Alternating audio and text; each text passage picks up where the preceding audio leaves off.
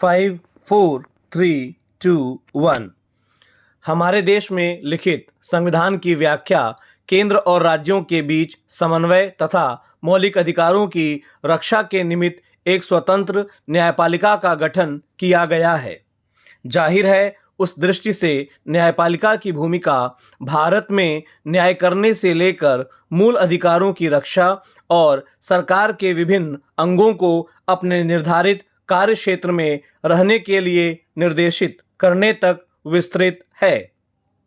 अर्थात भारत में उच्चतम न्यायालय न सिर्फ संविधान की रक्षा करता है, बल्कि किसी भी सरकार अथवा शक्ति द्वारा उसका उल्लंघन किए जाने से भी बचाता है।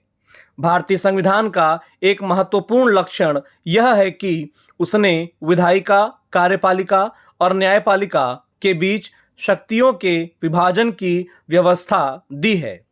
शक्तियों का यह विभाजन स्पष्ट कर देता है कि संविधान का उद्देश्य किसी को भी असीमित अधिकार और शक्ति प्रदान करना नहीं है।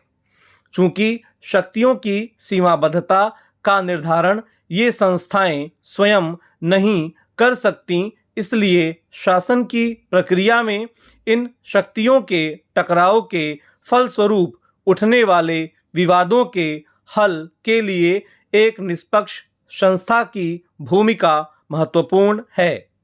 संसद राज्यों की विधानसभाएं या केंद्र और राज्यों की कार्यपालिका यह काम करने में तब असमर्थ हो जाती हैं जब उन्हीं की कार्यप्रणाली पर प्रश्न खड़ा किया जाता है। अतः न्यायपालिका को संविधान की व्याख्या का दायित्व सौंपा गया है और इस प्रकार से वह संविधान की रखवाली करती है। लेकिन पिछले कुछ समय से बदलती राजनीतिक सामाजिक परिस्थितियों के मद्देनजर देश की न्याय व्यवस्था के स्वरूप में क्रांतिकारी परिवर्तन आया है। आज न्यायपालिका सिर्फ न्याय प्रदान करने का कार्य नहीं कर रही, बल्कि एक प्रशासक, सुधारक और नीति निर्धारक की भूमिका भी अदा कर रही है। दरअसल आज की परिस्थिति में न्यायपालिका को ऐसे कार्य भी करने पड़ रहे हैं जो मूल रूप से कार्यपालिका के कार्यक्षेत्र में आते हैं। इसी स्थिति में जबकि न्यायपालिका द्वारा कार्यपालिका की शक्तियों का प्रयोग किया जाता है, न्यायिक सक्रियता उस संवैधानिक व्यवस्था को पुनर्जीवित करने का प्रयास है जिसे कार्यपालिका ने तोड़ मरोड़ दिया है।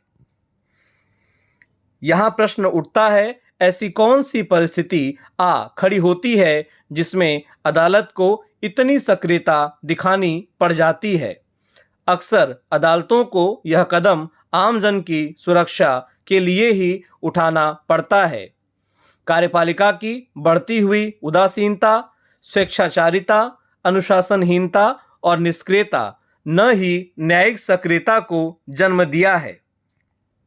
जेलों में वर्षा से सुनवाई की प्रतीक्षा में बंद कैदी स्त्रियों, बच्ची और श्रमिकों का शोषण, जेल और महिला संरक्षण गृहों की अमानवीय दशा, पुलिस अत्याचार, न्याय में देरी जैसी समस्याओं के निराकरण में कार्यपालिका की शिथिलता न्यायालय को उसके अधिकार क्षेत्र में हस्तक्षेप करने का मौका देती है।